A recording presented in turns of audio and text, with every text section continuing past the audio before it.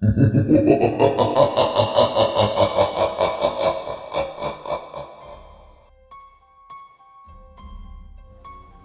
सुन रहे हैं हुरूर 313।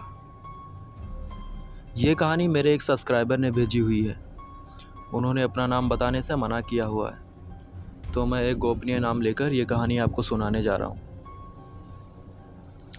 मेरा नाम मुकेश है और मैं एक मज़दूर हूँ। मैं गांव गिराव में ही दिहाड़ी का काम किया करता था। एक दिन की बात है, मैं एक पास के गांव में ही काम के लिए गया हुआ था।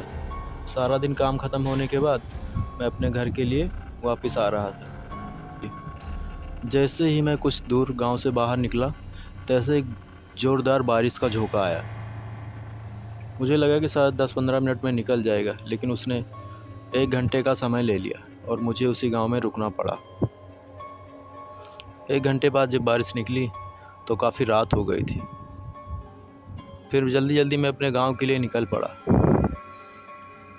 मेरे गांव का जो रास्ता था वो काफ़ी लंबा था। मैं घर जल्दी पहुंचने के चक्कर में मैंने खेतों के रास्ते से घर जाने का फ़ैसला किया।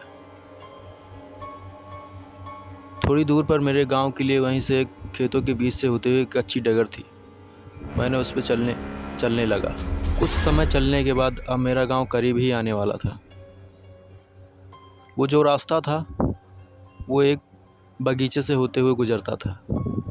वो बगीचा काफ़ी पुराना था, लेकिन ज़्यादा बड़ा नहीं था, लेकिन उसमें जो दरख्त थे वो काफ़ी पुराने थे।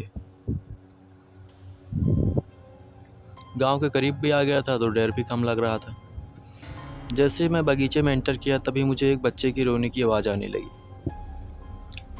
मैंने उस बच्चे को ढूंढने के लिए मैंने चारों तरफ अपनी नज़र घुमाई, लेकिन कोई बच्चा मुझे नहीं मिला। मुझे लगा शायद कोई औरत किसी काम से अपने के बच्चे के साथ यहाँ पर आई है। यही सोचकर मैं वहाँ से थोड़ा आगे बढ़ चला, लेकिन जैसे जैसे मैं आगे जा रहा था, वो बच्चे की रोने की आवाज़ और ज़ोर से आने लगी थी। मुझसे रहा नहीं गया और मैंने इधर उधर देखने लगा। मुझे लगा शायद कोई औरत किसी मुसीबत में पड़ी हुई है, मुझे उसकी मदद करनी चाहिए। मैं उधर चल पड़ा जिधर से उस बच्चे की रोने की आवाज़ आ रही थी। जाते जाते थोड़ी दूर पे गया था कि मुझे एक दरख्त के पीछे से आवाज़ आने जैसे फील हुई। वो काफ़ी पुराना दरख्त था। मैं उसके पीछे गया। मैंने देखा कि 7 से 8 महीने का एक बच्चा उसी दरख्त के नीचे लेटा हुआ था। मुझे देखकर ऐसा गुस्सा लगा कि भला कोई अपने बच्चे को अकेला ऐसे जंगल में कोई लेटा के जाता है क्या। मैंने वहाँ पर ज़ोर ज़ोर से आवाज़ लगाई, कोई है क्या, ये किसका बच्चा है? लेकिन कोई जवाब नहीं आया। मैंने उस बच्चे को चुप कराया और फिर ज़ोर ज़ोर से आवाज़ें देने लगा, किसका बच्चा है, किसका बच्चा है? लेकिन कोई रिप्लाई नहीं आया। मैं बहुत गुस्से में था। मैंने सोचा कि थोड़ी देर यहाँ रुकते हैं, देखते हैं, जिसका बच्चा होगा वो आता ही होगा और आने के बाद उसे मैं बहुत डांटूंगा।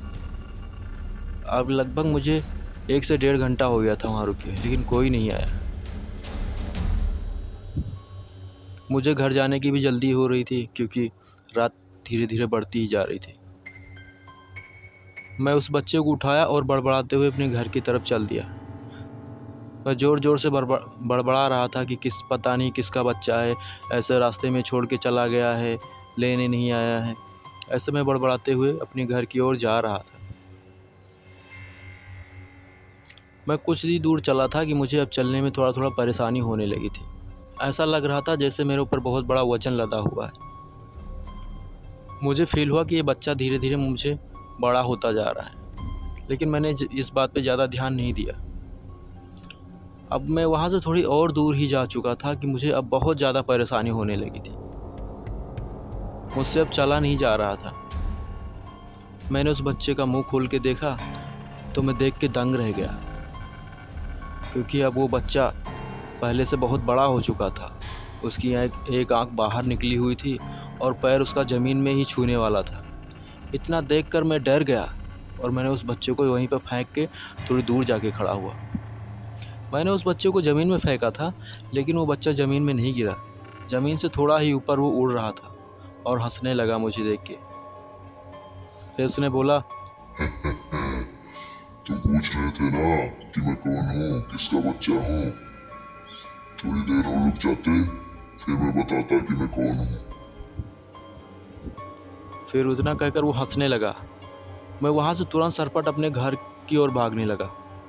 जब मैं घर पहुँचा तो मेरी जान में जान आया, लेकिन मैं ये बात किसी को मैंने नहीं बताई। मैंने किसी तरह खाना खाया और लेट सो गया। तभी अचानक आधी रात को मेरी नींद खुल गई। मैंने देखा कि उसी बच्चे की रोने की आवाज़ घर के बाहर से आ रही थी। मैं डरा सहमा सा उसी कमरे में बैठा हुआ था। फिर मैं उठा, अपने सारे घर वालों के पास गया और मैंने अपनी बीती हुई वो घटना सभी को बता दी। लेकिन एक बात ये थी कि जो आवाज़ मुझे सुनाई पड़ रही थी बच्चे की, वो सिर्फ मुझे ही सुनाई पड़ रही थी, मेरे सिवा किसी और को नहीं सुनाई पड़ रही थी। फिर सुबह हुआ तो एक गांव के बगल ही एक विशाल मंदिर था। वहाँ पे एक पुजारी भी रहते थे। मेरी माँ ने उस पुजारी के पास लेकर गई और मेरा वहाँ पे इलाज कराया। साधु ने मुझे एक काली तवीज़ बना कर दी। तब से मुझे उस बच्चे की आवाज़ आनी बंद हो गई। अब मैं ठीक ठाक रहता हूँ और अब कहीं अपने गांव से कहीं दूसरे गांव में मंजूरी करने के लिए नहीं जाता हूँ। तो ये थी मेरी कहानी।